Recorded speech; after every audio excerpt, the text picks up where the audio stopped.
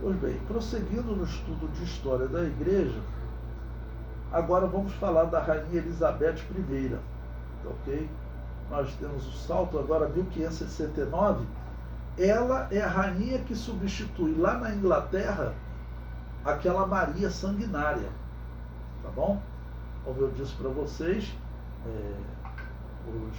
os ingleses deram sorte que o reinado da Maria Sanguinária foi curto, né? Ok? Porque se tivesse sido mais longo, ela tinha exterminado com os protestantes lá, porque realmente a mulher era muito violenta, tá bom? Então ela governou de 1556 até ser substituída agora em 1569. Bom, então a Rainha Elizabeth, 1569 da era cristã, ela reinou sobre a Inglaterra entre os anos de 1569 e 1603. E ela adotou o protestantismo como religião oficial, ou seja, ela descarta o catolicismo novamente. O catolicismo tinha voltado com a Maria Sanguinária porque ela era filha de uma espanhola e certamente a sua mãe aproveitou e gerou uma revolta nela contra os protestantes. Mas, assim, politicamente falando, era mais lucrativo ser protestante, porque todo o dinheiro do dízimo do povo ficava com eles, ali no país, e antes ia para Roma. Tá bom? E também todo o dinheiro que eles ganhavam por sepultamento, por batismo, tudo agora ficava no Estado. E tanto que os países que vão fazendo o seu protesto, saindo da Igreja Católica, como a Alemanha e a Inglaterra, são os países que vão crescer no futuro breve, tá bom? Porque politicamente era lucrativo ser protestante. Então a rainha, essa Elizabeth, ela voltou com o protestantismo. Bom, como será que ela vai tratar os anabatistas, né? Okay? Eu comento. Para saber como os anabatistas eram tratados na Inglaterra durante o seu governo, podemos consultar os escritos de seu maior conselheiro, o protestante William Cecil. Ele escreveu em 1569: as próximas imperfeições se encontram aqui em casa.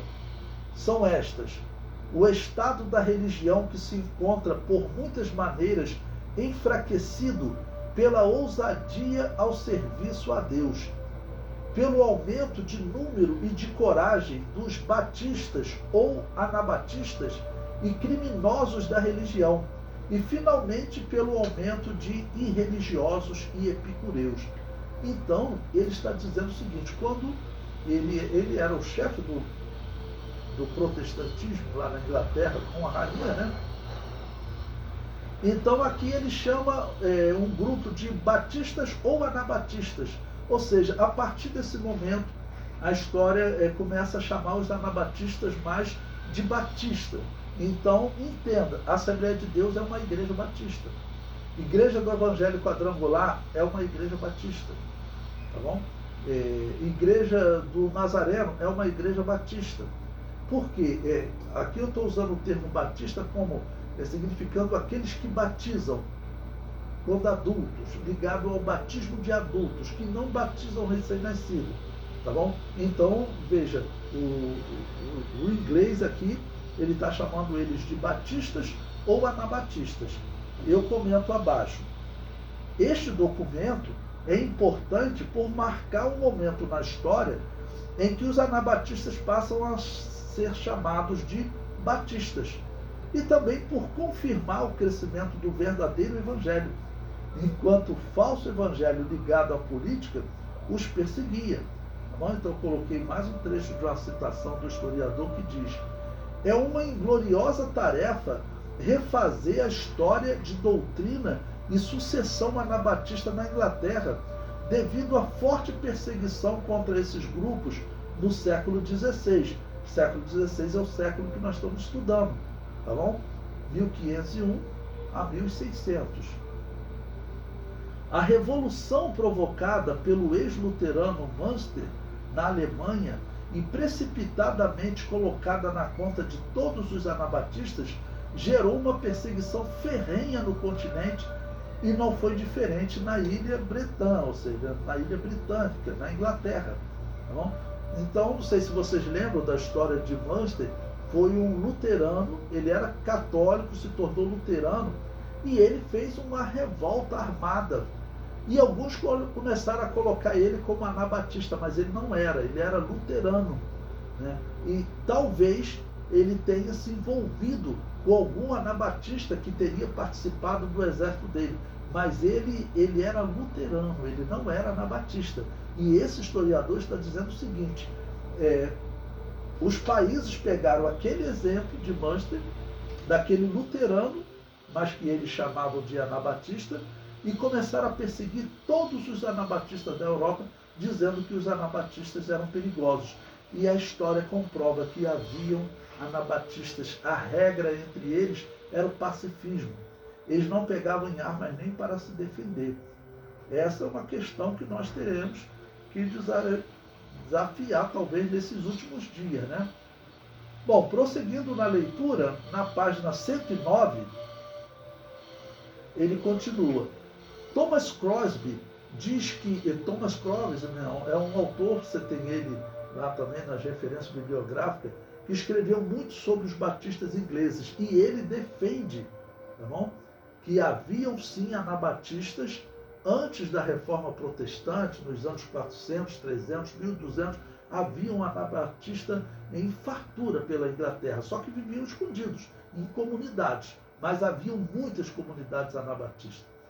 Então, Thomas Crosby diz que muitos dos dissidentes foram para a Holanda, não poucos batistas ingleses e holandeses, de modo que agora nenhum número de dissidentes de qualquer denominação ousava aparecer. Então ele está dizendo o seguinte, que os batistas ingleses, nesse período, eles fugiram da Inglaterra.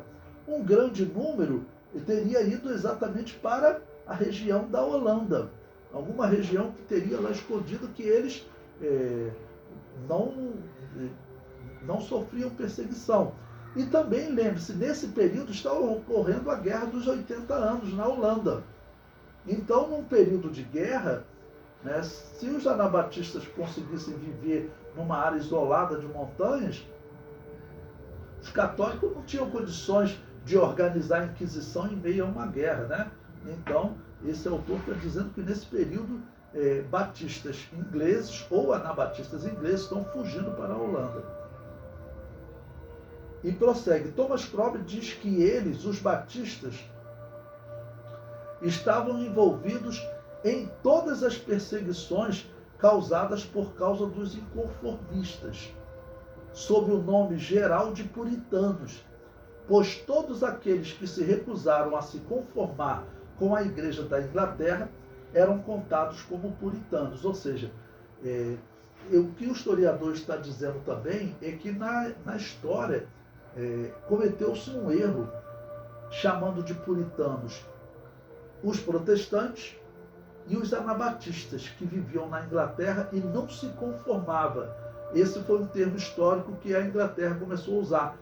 Inconformistas, eles não se conformavam com a religião, com a Igreja da Inglaterra. Por quê? Era uma igreja que praticava o culto aos mortos. A Igreja Anglicana, ela não mudou nada da Igreja Católica. Ela era e é 100% igual à Igreja Católica.